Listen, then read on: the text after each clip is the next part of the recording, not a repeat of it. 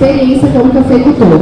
Atuou como agrônomo do Banco do Brasil durante 17 anos e atualmente é consultor técnico de campo no projeto Educampo Café pela Coop, onde atende 23 empresas rurais, participando do projeto desde 2007.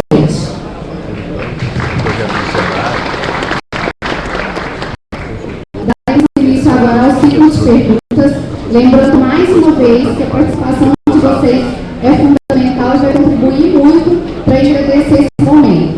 Logo, a Lília, coordenadora do Educampo da Expocacé, está no final do auditório e vai receber as perguntas de vocês e encaminhar para a Thelma, que fará a vez de vocês aqui no palco, fazendo as perguntas para os palestrantes. Então, para darmos início ao nosso momento de debate, eu solicito ao engenheiro agrônomo Caio que dirija uma pergunta a alguns dos palestrantes. Bom dia a todos. Minha pergunta para o professor Anderson Rosa. Professor, esse fato de cobre, ele tem ação conhecida da bacteriostática e fluidostática, e porque tem algumas linhas de produtos que tem sulfato de cobre, queratizado, BPA, e que divulgam que tem uma ação bactericida e fungicida. Veja bem, o cobre ele é bem estudado já no mundo todo, e o efeito dele no fungo, realmente ele atua na germinação do fungo, então ele mata o tubo germinativo, então fungicida. Já para as bactérias, reduz um pouco a concentração da colônia bacteriana, reduz um pouquinho, mas ele é bacteriostático. Então os sulfatos, os oxicloretos, os hidróxidos, eles paralisam o crescimento. A maioria da colônia bacteriana continua ali paradinho, pronta, se tiver uma chuva, ele começar novamente a infecção. Então eles bacteriostáticos, tá? Eu não vi trabalho científico mostrando que tem efeito como tem fungicida. A ação do sulfato, do hidróxido, do oxicloreto, é a mesma ou não? Tem alguma diferença? Todos eles, hidróxido, oxicloreto, oxiclose, sulfato, porque sulfato se misturar com a cal, né? Depois libera também hidróxidos, né? Então é bem parecido. Então o que acontece? A gente já conduziu experimentos, porque a gente já também deve ter conduzido bastante nessas formulações. O mais importante para nós não é escolher qual deles, é aplicar bem aplicado. Então a grande falha nossa hoje é a aplicação, que tem que ir para baixo da folha, onde está o estômago, senão eu vou ter penetração pelo meio da folha. Então o grande problema nosso hoje é a tecnologia de aplicação para as bacterioses. E eu diria que para a ferrugem também já entra por baixo, se for cobre. É que a ferrugem está amenizada porque nós temos criadores que são de alta sismicidade. Né? Obrigado. Vou complementar aqui o seguinte, ele insistiu na pergunta com um pouquinho de razão. O cobre é o mesmo, o problema é a durabilidade dele, né? Porque o fungicida tudo, a semelhança que poderia ocorrer com a bactéria, como o professor falou, o fungicida tudo, para ser fungicida, tem que ter um cobre de lenta liberação. Se o cobre libera rapidamente a chuva lá, no outro dia, daí uma semana ele não está mais. Então é questão de residualidade do tratamento. Nesse caso, o cobre teria que ser complexado com a cal para formar um cobre lenta de liberação. A gente deve colocar essa farinha de resíduo também, né? Melhor, ajuda. Tá? Aproveitando essa pergunta, existe uma diferença entre o hidróxido e o oxicloreto? O oxicloreto seria lavado? Pela chuva? Então, mesma formulação. Né? Vamos colocar a mesma formulação. Não pode comparar um WG com um líquido. Então, depende também do produto. Porque cada empresa tem uma formulação. Tem mais essa ainda. Né? Então, para a gente não citar, teoricamente, não é para ter. Mas como tem os adjuvantes que vem no produto, pode ser que ele resista mais tempo. Não, qualquer um deles. Tem qualquer empresa de informação que ela usa.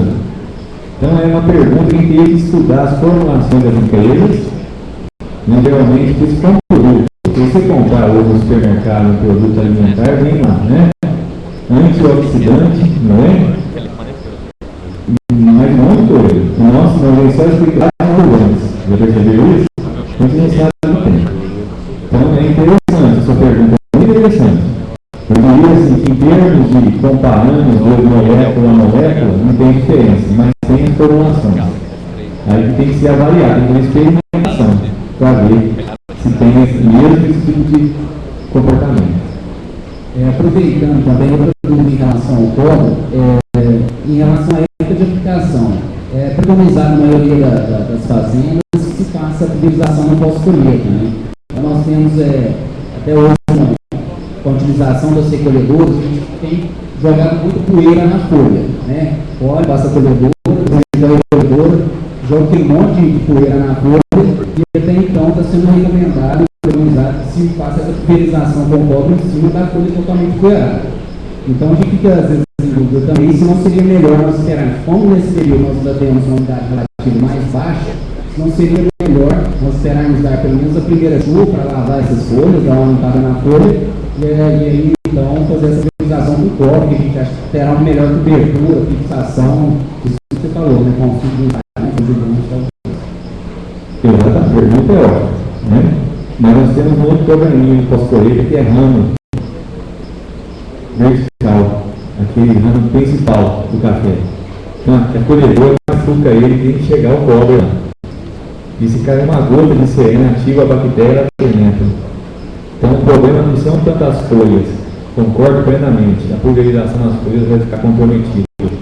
A melhor é fazer ela, por exemplo, na perfurada, já tem empresas recomendando junto com outros produtos de eficiência sistêmica.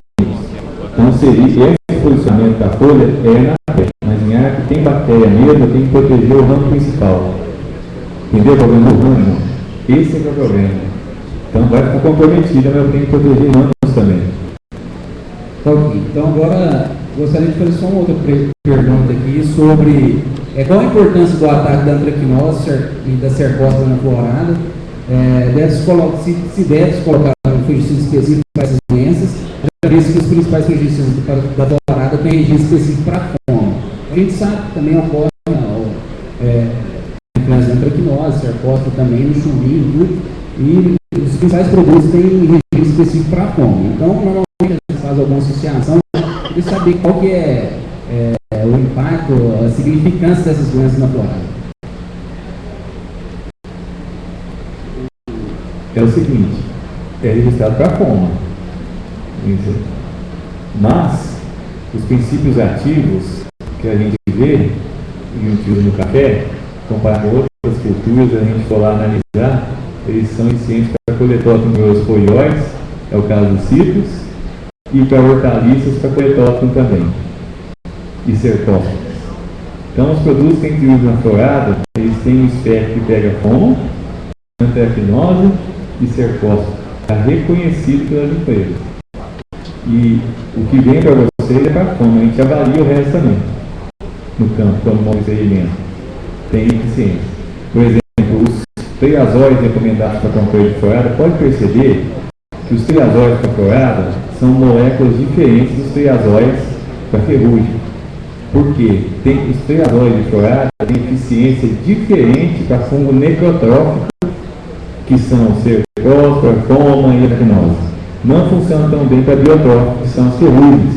Então pode ver que a molécula é diferente. O pessoal já sabe disso na prática, né? A gente testa, pode ver que tem triazóis para florada que você não usa para ferrugem na frente, mas tem eficiência para esses fungos.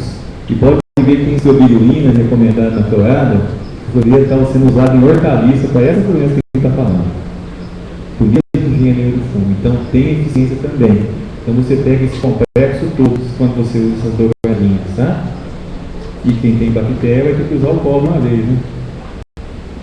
Certo. Então, porque às vezes algumas propriedades têm utilizado mais, 1, 2, até 3 produtos, né? Então, talvez não tenha essa necessidade de estar colocando, né, 2, 3 produtos para as doenças florais.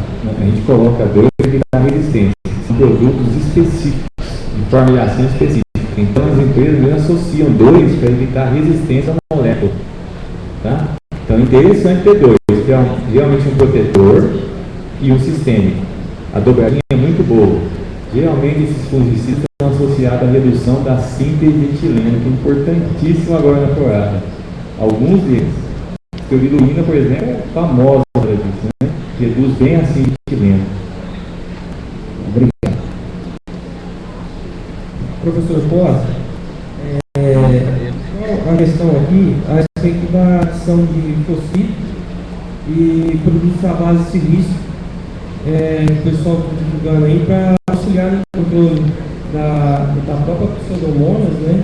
Como e também do serpônio. Gostaria de saber o que o senhor acha disso. Então, a gente já montou bastante experimento, né? Com esse tipo de produto. São indutores de resistência. Então, nunca vai ter efeito em um fungicida. Tem que ter isso em mente. São produtos que induzem resistência. Precisa de um tempo para começar a indução, aplicar ele antes. Por exemplo, se eu for trabalhar com silicato, para me ajudar, porque ele é um item do manejo, não é a solução definitiva dos problemas. A gente tem que ter isso em mente. É preventivo. Eu vou aplicar ele agora para eu ter eficiência no próximo ano. Ele absorver, não é? E começar a fazer barreira de resistência. O fosfito eu tenho que fazer 2, 3 aplicações de um fosfito de boa qualidade. Boa qualidade, né? Para que ele se desenvolva uma barreira de proteção. Então, eles ajudam? Eles ajudam. Desde que você tenha nutrição equilibrada. Porque se a gente não tiver o café bem nutrido e com disponibilidade de água, não resolve. Por exemplo, tem deficiência de N, acabou. Entendeu o problema? Então funciona, ajuda, mas não resolve o seu problema. Ok. Vou fazer essa pergunta Montiel, porque é o seguinte, Montiel, no campo a gente tem situações inesperadas, né? A gente está muito acostumado com isso. Nós temos notado que o uso de chorume verde in natura tem desequilibrado sobremaneira o solo, em especial onde ocorre fertilização com ureia. Isso se reflete, uma observação visual, em maior incidência e virulência de doenças, em especial mancha oleosa. No entanto, a produtividade, onde a gente observou isso, tem se mantido estável, durante 38 sacos por hectare, no biênio. Quais suas considerações a respeito disso?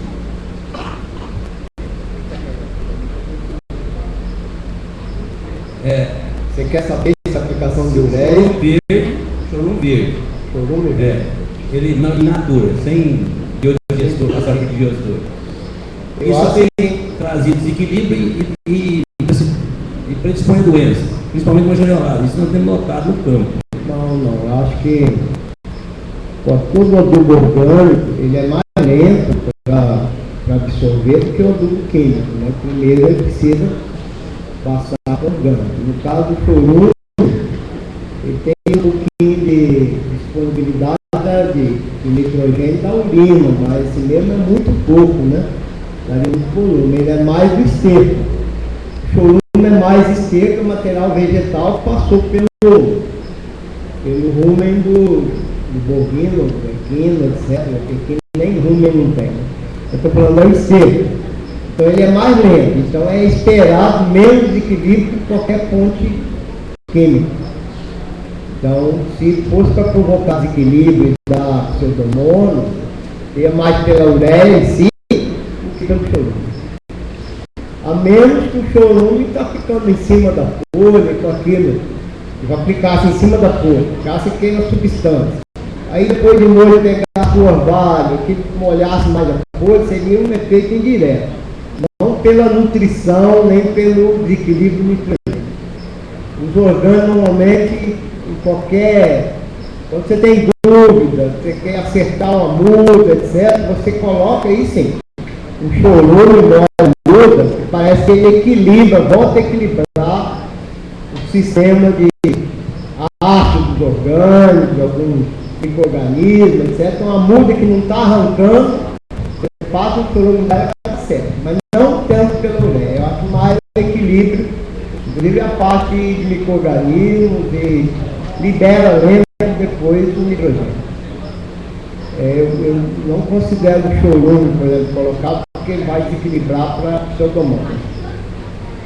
Ok, obrigado. Eu quero aproveitar, só complementando aqui, com relação à resistência à doença, talvez eu possa mostrar uma matéria agora, com relação a essas algas enzimáticas que têm sido utilizadas como estratégia de resistência à doença. Você pode nos dizer sobre isso? Eu vou responder essa seguinte, especialmente aqui no Triângulo, no Brasil inteiro, né? Tem muita coisa nova que a gente precisa estudar melhor antes de usar. Então, em geral, a gente trabalhou no governo durante muito tempo, no IBC, hoje a gente mexe na Fundação Papel, o pessoal mexe na universidade.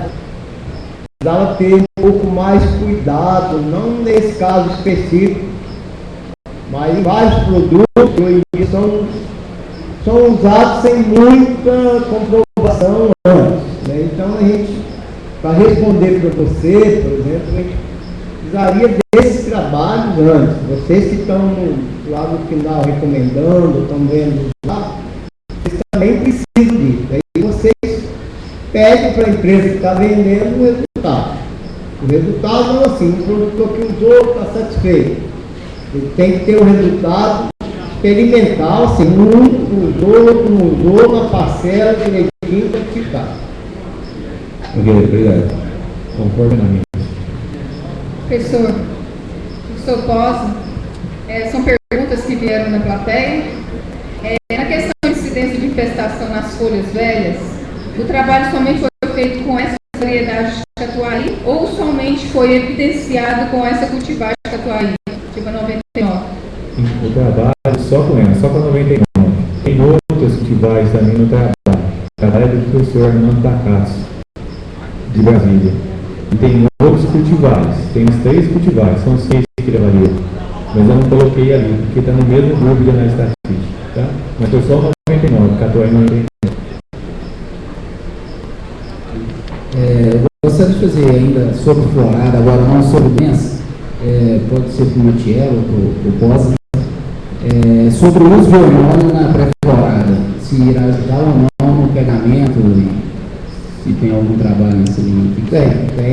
Tem um hormônio que está, inclusive, registrado para isso, foi registrado com base nos trabalhos feitos, inclusive, lá no Nova Campinas, o efeito tem, acredito que aumenta aí, não é uma coisa assim de grande, a gente tem trabalhado nos últimos 3 anos, a gente tem obtido aí retorno em torno de 10% a 15%. Depende um pouco também, naquela condição que a planta não está tão apta, porque o café tem muita floração, naturalmente chama floração profunda, quer dizer, dá muita flor, e se pegar 50% das flores e virar fruto, já é uma alta produtividade. Então, naquela condição mais crítica, onde não vai haver o pegamento, uma planta menos empolhada e tal, a relação folha-fruto já está meio crítica, eu acho que vai dar até um ganho um pouco maior, mas no geral o ganho tem dado em torno de 10, 15%, tem dado. Só que tem que ter capricho, tem que fazer 2 ou 3 aplicações, às vezes nem sempre a pessoa consegue, entendeu? A própria recomendação da empresa é fazer 3 aplicações. Os hormônios estão lá dentro, são verdadeiros, entendeu? Então eles são úteis. A dificuldade às vezes é acertar bem a época. Minha pergunta é para o professor Posse. Após o grande período de estiagem de 90 a 120 dias do que acontece aqui no Cerrado, após as primeiras chuvas, os botões florais se expandem rapidamente e se abrem no período de 8 a 10 dias.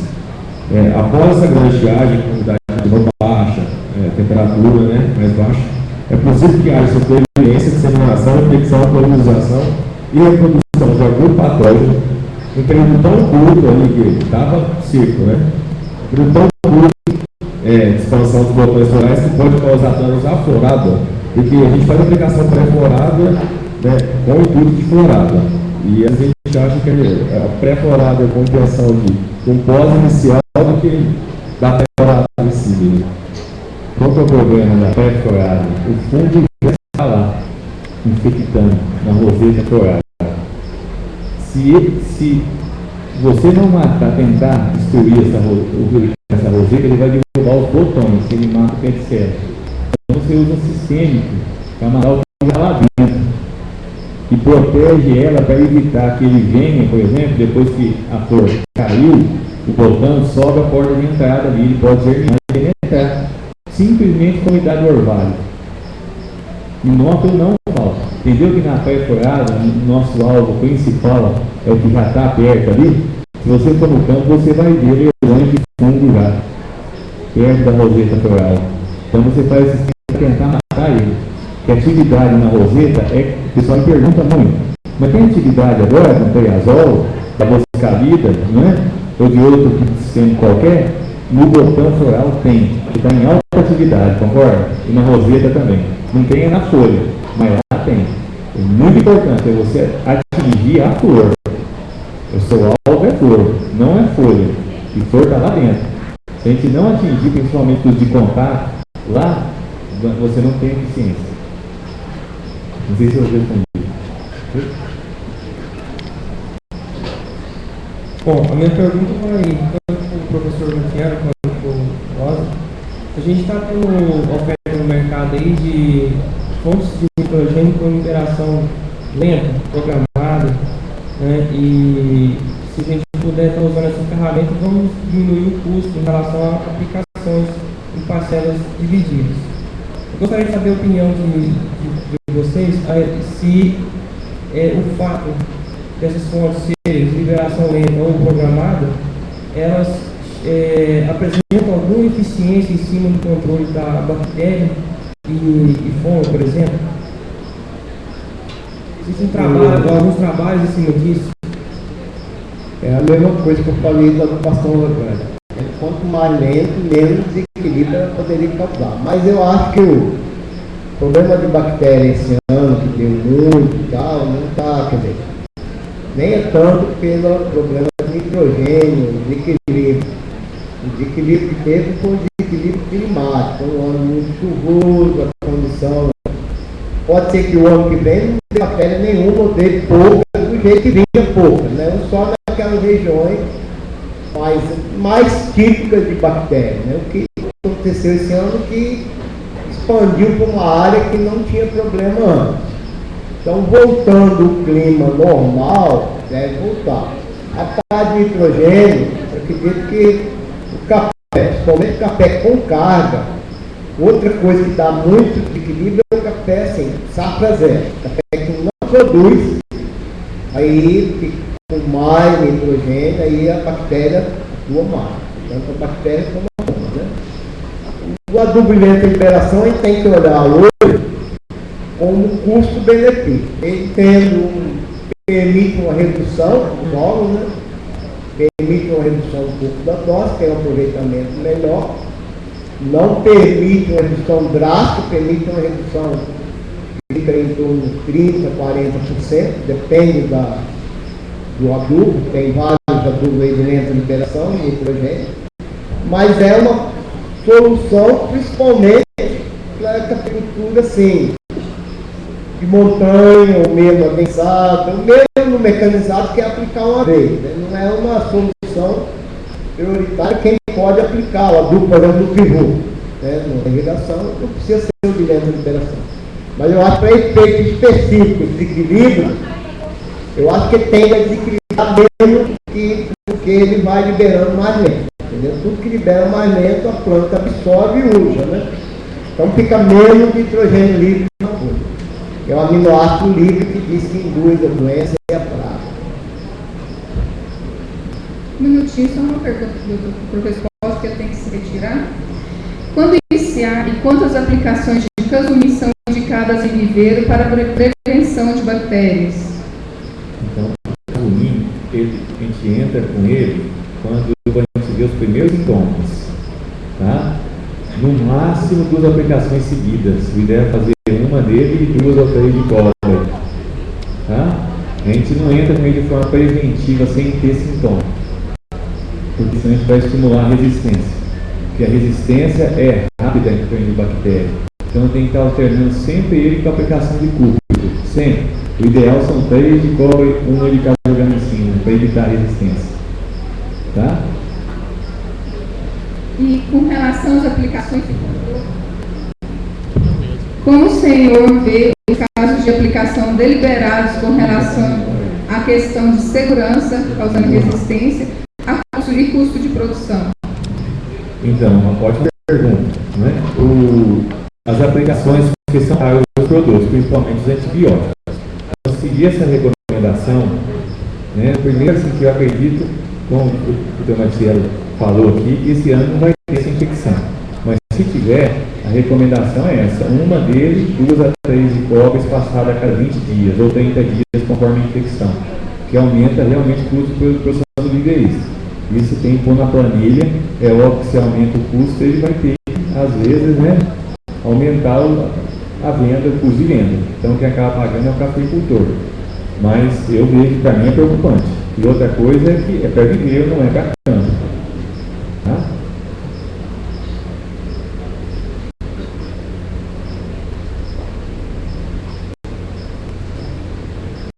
Infelizmente, o professor Paulo vai ter que se retirar agora em função de um outro compromisso. Então, eu deixo registrado aqui o agradecimento da CARPA, do SEBRAE, da Expocacel e da COOBA, por ter aceitado o convite de participar deste evento e ter compartilhado seus conhecimentos com a gente. Muito obrigada. Obrigado, pessoal. Muito obrigado. Obrigado, professor. Ainda tem algumas perguntinhas, professor. Então eu vou sair 1 hora, ainda tem 1 hora de tempo. Então nós temos muito que debater. Senhor, Fala um pouquinho mais longe do microfone, que pela microfonia está assim, eu estou meio velho também. Melhor. Melhor. Você falou de recorde, 2 horas, e depois fazer uma desbrota mecânica. Eu queria saber do que o senhor gostaria, o senhor poderia nos dizer sobre desbrota química. Quais produtos utilizar, qual estratégia utilizar? Santinato está aqui, Santinato que gosta mesmo de brota química. A gente tinha um produto que era um produto tipo gramoxone, que só queima, é até melhor, mas pode ser feito com glifolato mesmo, porque não transporta para baixo. Você aplicando em cima, ele não vem embaixo. Ah, não, vai prejudicar embaixo. Tomara que ele viesse, mas não vem. Então pode ser uma concentração maior de glifosado para ele segurar aquele ponteiro para não crescer, né? O Santinato usa lá na Bahia, ele usa desce com a mão, com a luva, para passar em cima. Mas uma vez a gente colocou um cara a cavalo com um pulverizador também em cima, mas ainda tem pouco uso na prática, entendeu? Ele tem uso assim mais um caso ou outro. A gente não tem uma experiência grande com isso ainda, entendeu? Mas se tivesse um produto que tivesse um efeito mais de contato, menos sistêmico, seria melhor. Pena que a gente não tem assim um produto porque qualquer respingo também queimaria as folhas, né? No caso do gramoxone, seria o Gramocil? Seria tipo um gramoxone, seria ideal, mas aí você tem que também colocar bem localizado, tem problema de negócio de intoxicação, né? O que para usar hoje é glifosado. Certo. Outra questão, você falou ali do IBC2. O IBC2 é o Catucaí 2015. Porque aqui tem sido muito comum a introdução do IBC12. Eu gostaria que o senhor colocasse para nós a diferença aí. O IBC12 é um sachimor, é um material que tem a característica aqui no triângulo, aqui o Zé Carlos, todo mundo está plantando muito, é café muito produtivo, mas ele não tem, assim, tem que ser adotado por sistema de irrigação. O café que não tem muito vigor, então ele produz muito, depois ele sente mais na frente. vai aguentar uma quantidade de safra, lá na frente ele vai sentir. Com irrigação com bom trato, ele vai sentir muito, muito na frente, mas uma hora ele vai sentir, né?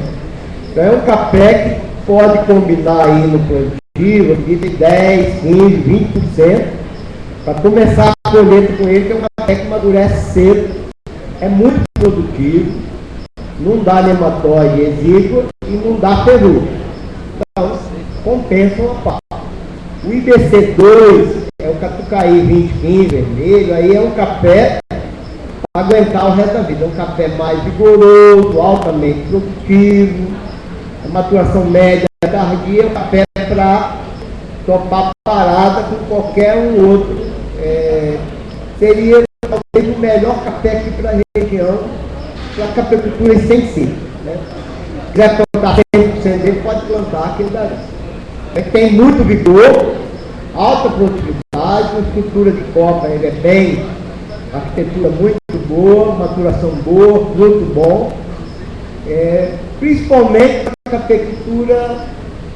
cafeicultor pior, cafeicultor que não tem irrigação, café, ele e o Acaruã são dois cafés que topam a parada. Então, a cafeicultura mais resistente, mais difícil, produtor que não tem tanto recurso tecnológico. Aí o IBC12 não pode, porque aí ele não aguenta a parada, ele tem que ser cafeicultor bom. Matiel, como que é utilizado o caldo biolítico? Porque na verdade o pessoal está usando e não sabe ainda muito bem a dose que recomenda. Como que é? Ele tem algum cálculo diferente, alguma coisa? Teria que, para fazer como se fosse uma calagem, teria que fazer um cálculo e dá mais ou menos uma terça parte, né? Porque ele tem PNT dele é 180, né? Então, comparado com o calcário que tem 80, teria que ser pelo menos, podia ser a metade. Porém, a ação dele é muito rápida. Então, a gente está recomendando ele como uma correção da acidez fisiológica, que é a acidez dos adubos que usa atualmente, a adubação, e um fornecimento também rápido, principalmente para reequilibrar o magnésio e o cálcio, principalmente o magnésio, que é o mais eficiente, que às vezes tem muito potássio e ele briga muito com o magnésio. Então, ele supre o magnésio e o cálcio rapidamente e corrige a acidez do ano. Aí no ano seguinte, a gente faz análise.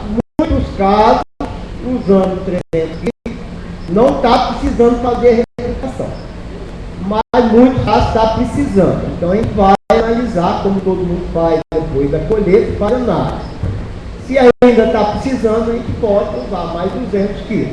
Então, na realidade, ele funciona como correção pH, aumento de saturação, cálcio e fornecimento de cálcio e magnésio.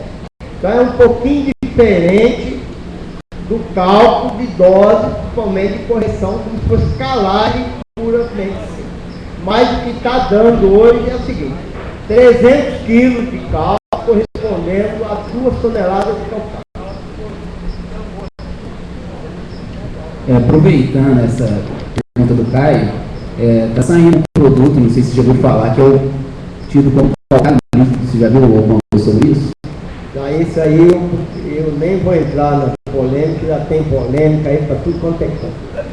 A quantidade, quer dizer, que eu não conheço perfeitamente o produto, nem vou falar disso, mas é o seguinte: a quantidade que precisa de cálcio e magnésio tem que ser colocado. Um milagre, pelo menos a quantidade que você tem que colocar, né? Porque se vai ser extraído para a vegetação, para o fruto, vai ser empurrado para fora, você tem que colocar.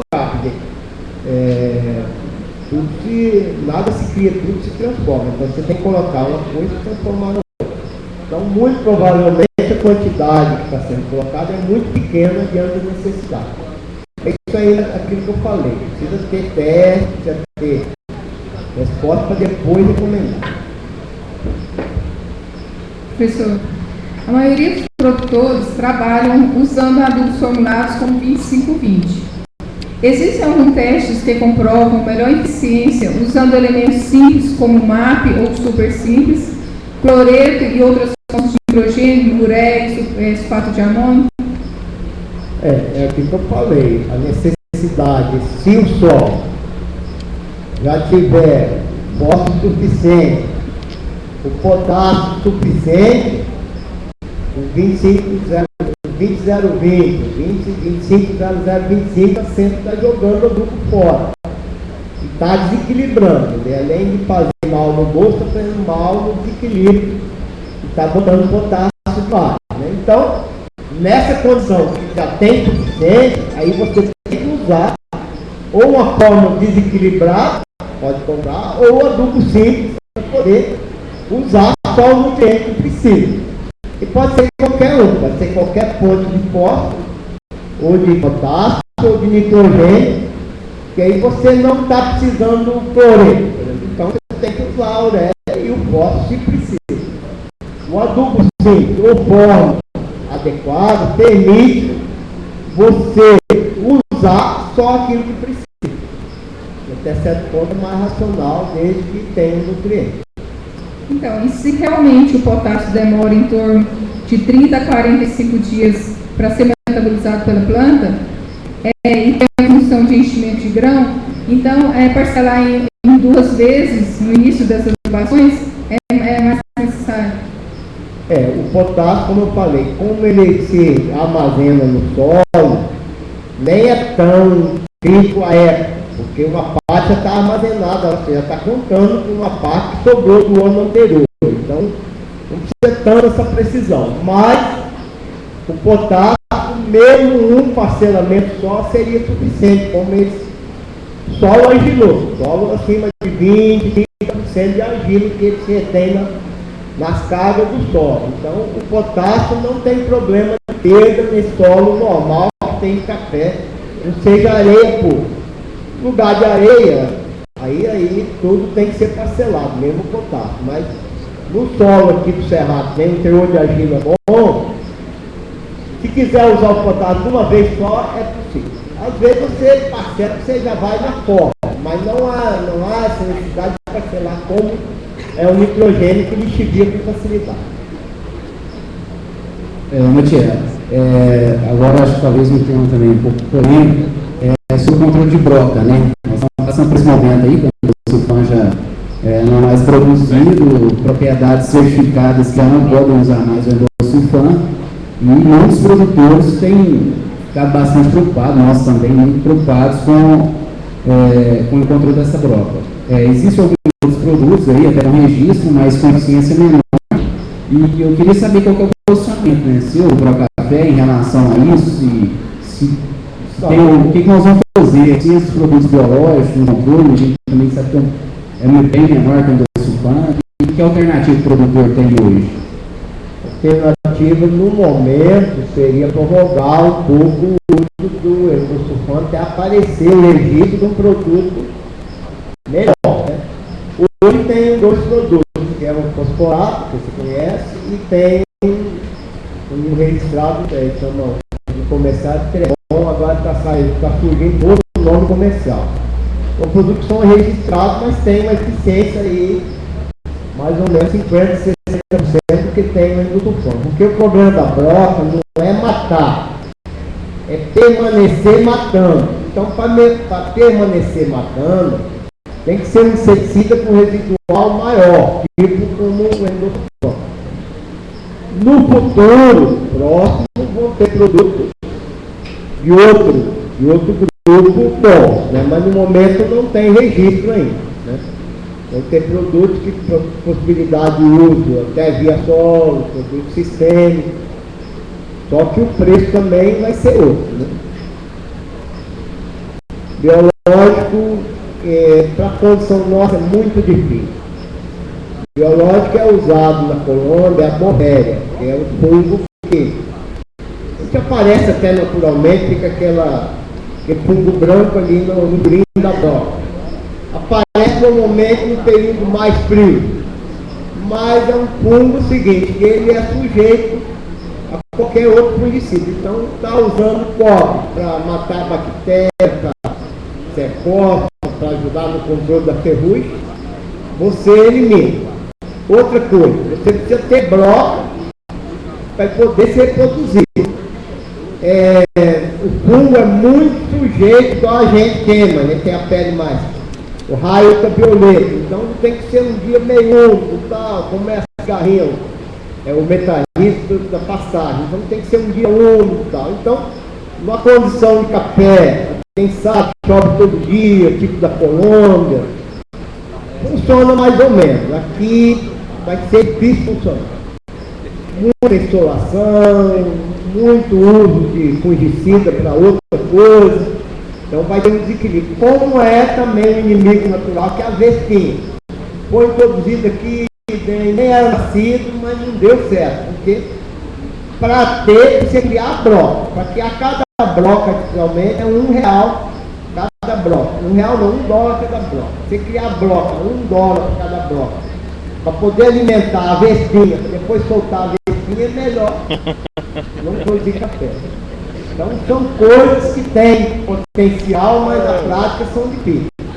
O controle tem que ser colheita melhor, porém, hoje, com a falta de mão de obra e a mecanização aqui, não bota mais a mão com a máquina no chão, tentar 2 passadas de máquina, mas fica bastante café ainda para trás. Então com a colheita mecânica vai ter mais problema de broca, fica muito café para trás. Né? E mão de obra não tem, o que vai ter que ter um produto bom para controlar. A solução vai ser essa. Nessa mesma linha aí, a pergunta seria: o uso de fungicidas sistêmicos, ou mesmo polo, contato, como interferiria na aplicação da Bovéria? Bovéria, o sistêmico, talvez assim, um triazol, porque eu não conheço, mas provavelmente teria menos efeito, porque ele é um fungicida muito para um grupo de fungo. Igual a cobre não, cobre é um fungicida total. Esse aí a gente já tem. Se você está no ar que você aplica Bovéria, o cobre você não pode aplicar. Provavelmente a estubirulina também, provavelmente é um fungicida que tem uma ação para vários grupos de fungos. Né? Qual seria o intervalo entre uma aplicação e outra? Não, tendo resíduo, o cobre é um produto que fica muito tempo entendeu? Eu acho que aqui no Brasil, nós já introduzimos, já testamos, você tem que ter a formulação, porque o fungo, quando ele é criado no meio artificial, ele vai perdendo a virulência. Esse fungo ele é virulento, você volta e meia, você tem que voltar ele no hospedeiro, na broca, no outro inseto. Você cria com meio artificial, arroz, famoso metallismo, meio artificial, ele vai perdendo a virulência. Bate o sol, você tem que conservar na temperatura baixa, igual a vacina. A vacina você tira da geladeira e deixa lá no sol, daí um pouco não vai mais nada. O fungo vai ser também, então vai ser tão complicado para a cafeicultura pleno sol extensiva para nós, que eu não acredito isso na prática. Nessa linha também, tem um produto que está registrado no permite na certificação, que é o Permetrim, acho. O Corbifós. O Corbifós, ele tem sido utilizado e recomendado, mas a eficácia é baixa, o efeito residual é baixo. Então, tem sido adotado a aplicação de Corbifós junto com um óleo oriundo da casca da aranha e tem aumentado a eficácia em campo. O que o senhor nos diz a respeito disso? Tem algum trabalho? Não, trabalho assim publicado eu não tenho, não. O óleo normalmente melhora a área de contato. Ele funciona como se fosse um adjuvante, um espalhante. Às vezes melhor que o espalhante comum, que é tipo um sabão, né? Que é um dispersante. Não digo o óleo de laranja, porque o óleo de laranja pode ter algum efeito inseticida também. Para mosquito parece que tem, mas qualquer óleo mineral, triona, ou qualquer óleo vegetal, natural, tem, ele tende a melhorar um pouco o efeito do produto que exige penetração. No caso do fungicida broca, não há necessidade de penetração, porque no fruto ele não vai penetrar, ele não vai matar a broca. Então o tiodan, que o endosulfone funciona bem porque tem muito efeito de contato e efeito de vapor, que mata, a bosta já entrou um pouquinho ali na grelha e mata por efeito de vapor, né? Então, o grande problema do fosforado é que ele entra dentro do tecido. Se aplica, ele entra dentro da folha. O óleo, provavelmente, ele vai penetrar mais. Ele penetrou dentro da folha, você não está querendo ele dentro da folha, você quer que ele, depois com a chuva, recircule e vá no fruto matar a própria, né? Vai matar por contato. Não vai matar por efeito sistêmico, efeito de penetração, ele não vai matar. O produto que aprofunda no fruto, ele não é liberado porque ele vai dar resíduo no fruto. Então está crítico o problema. Tem produto que, para usar esse produto, você vai ter, para ter feito umas 2 a 3 aplicações por ano. O residual dele é menor. Vai ter um resultado semelhante a uma do outro. Mas quem não tem tudo, vai com tudo mesmo. Aqui, nós estamos tendo muito problema de deficiência de manganês aqui na região. No solo, compensa ou não compensa? Não, em cobertura, o manganês, o cobre, o zinco, eles atuam na mesma coisa, eles não caminham de profundidade. Então, você colocando o manganês por cima, esse aí, manganês, eu sou especialista, que eu já peguei uma lavoura, o cara tinha usado 30 e tantas toneladas de calcário, era dono do moinho de calcário, botou aí, ficou amarelou de nada a outro. Seguinte, esse produto, zinco, manganês, cobre, ele se mobiliza ali na argila e não profunda. Então, se esperar o efeito daqui 10 anos, uma hora, um pouquinho vai chegar lá, mas no curto prazo, nos primeiros 3 anos, só por veneno. Manganês só por veneno. Ou tentando aí entrar, acidificando mais o solo, revertendo a imobilização dele. Porque o manganês está deficiente por 2 coisas. O teor do solo é baixo, mas dá para se virar. Até 20 ppm dá para o café se virar.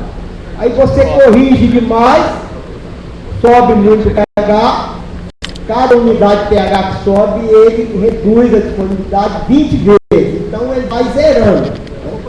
E, ou então o solo que ficou adensado, em período que não tem arejamento do solo, área de adensamento, né? Então, você voltar a acidificar o solo, melhorar o arejamento do solo, já é uma alternativa para você melhorar o suprimento do manganês. Nem uma aplicação, uma fertigação já solubilizada ali, não, se for por cima, não. Se você fizer injeção dentro do solo, porque no solo argiloso ele vai ficar 0 a 5 centímetros. Nós acabamos agora de fazer um trabalho com zinco. Depois de 15 anos aplicando. Ficou 80, 90%, está de 0 a 5 centímetros. Então ele não caminha no solo. Então ele é muito lento. Hoje em dia, o produtor na área mecanizada não faz mais arruação, não mexe o terreno para lá, porque antigamente cavava e voltava o terreno, caminhava, misturava um pouquinho. Mas hoje em dia é tudo arruação química, não mexe mais, né?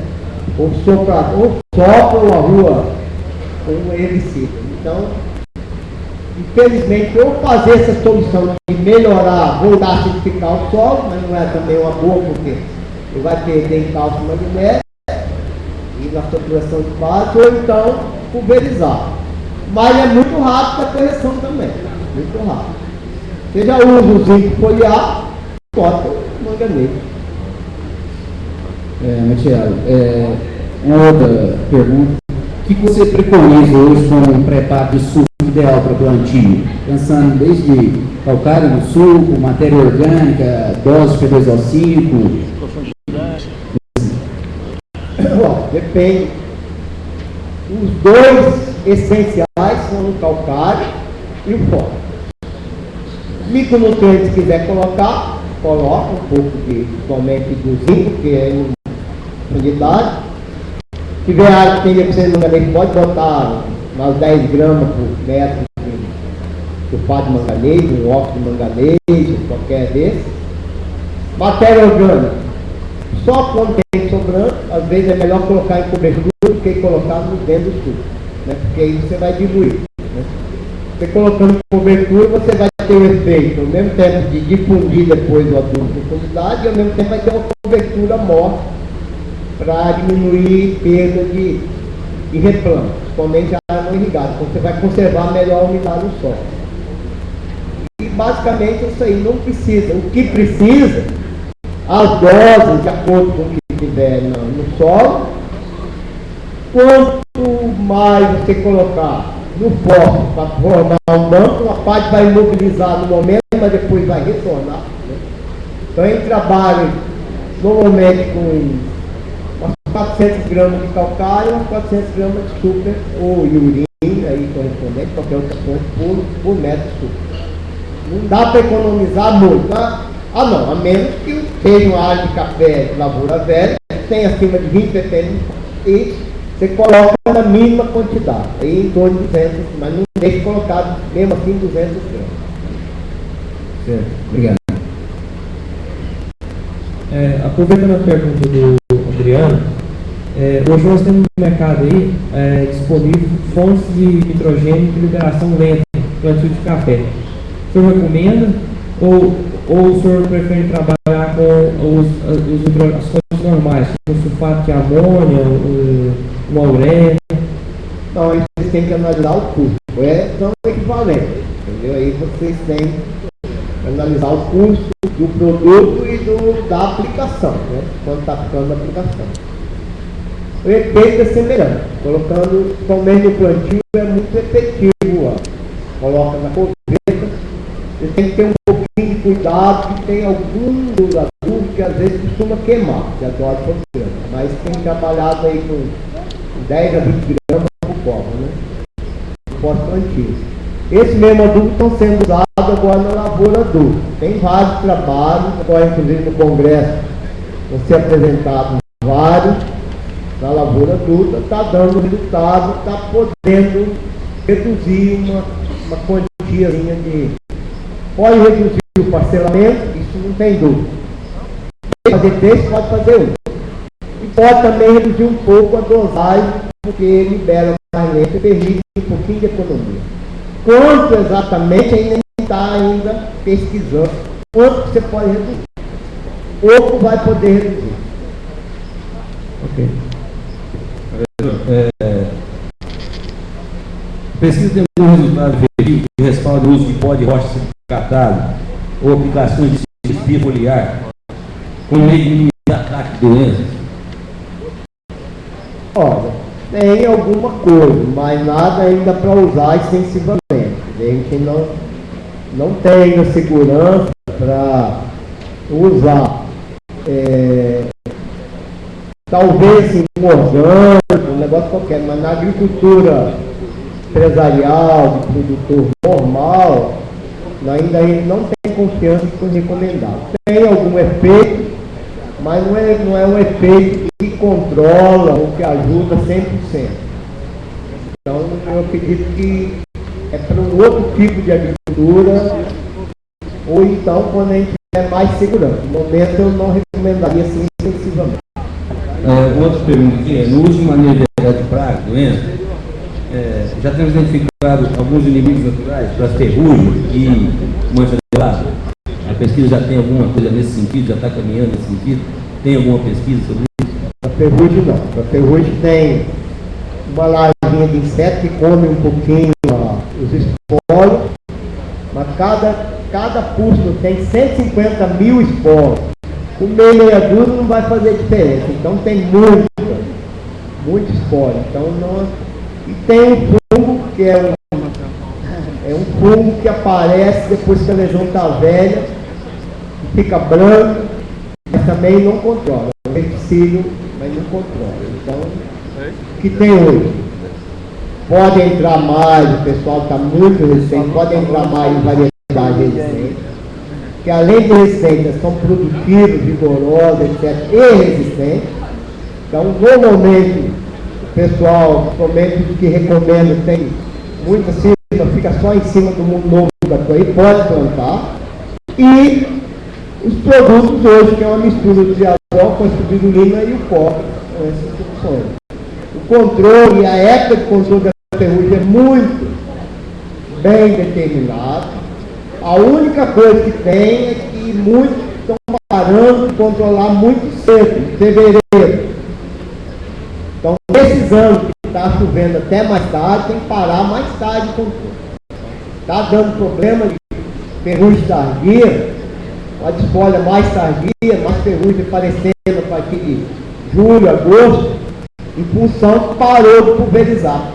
Fez duas pulverizações, em dezembro e fevereiro. É muito cedo para parar, nesses anos que o inverno é úmido. No caso de sistêmicos, aplicar nessa época que já está em declínio, metabolismo, teria que aumentar a dose ou... Não, nesse período, depois agora em julho, agosto, então nesse período não adianta mais nada, o estrago já está feito. Né?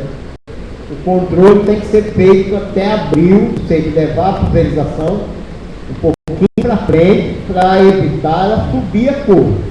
Depois que tiver infecção, a folha vai cair de qualquer jeito. Você pode até, através do sistema, você sarar um pouco a curva, porque a fruta é mais nova. Mas a folha vai cair de qualquer jeito. O prejuízo é a queda da folha, não a pústula em si. Então você não tem como controlar depois.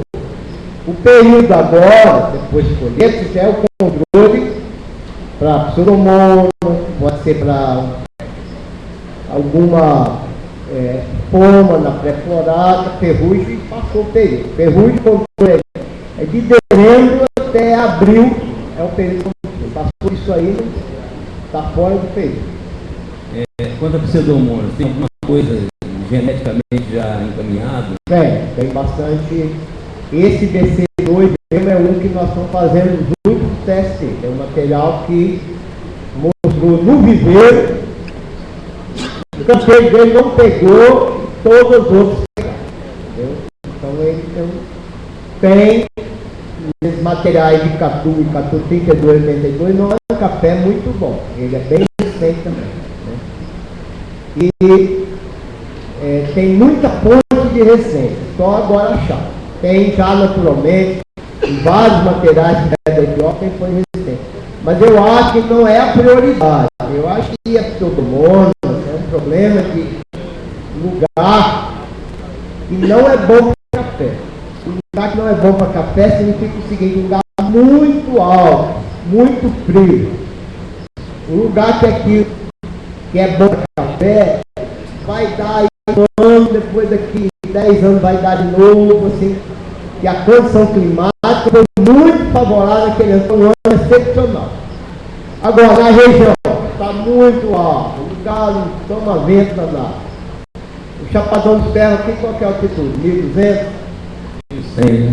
Então, eu acho que não é muito problema. Né? Então, um lugar muito frio, onde já é uma área já um pouquinho crítica, aí sim vai ser problema. Mas não vai precisar uma variedade específica com resistência de pseudomonas para plantar aqui para Tocantins, não precisa. Tem outros problemas muito mais críticos, que a ferrugem, que é todo ano, todo coisa, e o pessoal fica controlando, fica sem. A variedade é muito difícil de substituir. Não é pelo fato de ser resistente de pseudomonas que ela vai entrar e substituir aí no novo. Obrigado. Matiello, infelizmente, pelo tempo, nosso debate vai ter que ser encerrado agora. Mais uma vez, em nome da CARPA, do SEBRAE, da Expocacera e da Coop, eu agradeço pela sua presença, ter atendido o nosso pedido em participar desse debate. E passo a palavra agora para o Marcelo Queiroz para fazer os agradecimentos finais. Gente, obrigado à presença de todos. Bom seria continuar aqui falando com o professor, esse mestre, e muito aprendemos aqui hoje, tenho certeza. Gostaria de agradecer aos técnicos, agrônomos do Educampo, enfim, toda a equipe que proporcionou esta bela palestra. Agradecer ao Posa, que teve que se retirar também, que é um grande companheiro que tem participado conosco. E a você, Matiel, gostaria que você levasse essa lembrança nossa aqui do Café do Cerrado, um licor de café, o nosso café, a nossa singela lembrança aí. E o nosso muito obrigado. Gostaria de convidar a todos vocês, na parte da tarde, nós estaremos realizando a terceira rodada de negócios, É uma parceria com o Sebrae está aqui marcando presença, como sempre, nossos companheiros, o Marco, o Marquinhos. Então, eu gostaria de convidar a todos que a partir das 14 horas nós estaremos dando início à terceira rodada de negócio. E gostaria de comunicar aos produtores que tiverem interesse de participar, que pode fazer a sua inscrição, a sua agenda prévia, porque nós acredito que já estamos com as inscrições já completas, mas ainda temos uma agenda à parte. E para finalizar, gente, agradecer mais uma vez a todos a presença e lembrá-los que lá no restaurante, aqui dentro do parque, lá na parte de alimentação, está sendo servido almoço também. Tá? Um grande abraço. Obrigado. Pessoal, antes de vocês retirarem, só mais um recado. As palestras que foram apresentadas hoje foram disponibilizadas pelos palestrantes e estão com marcos da cidade, caso alguém queira levar um pendrive para ter acesso às palestras. E também que as perguntas que não foram respondidas aqui podem ser encaminhadas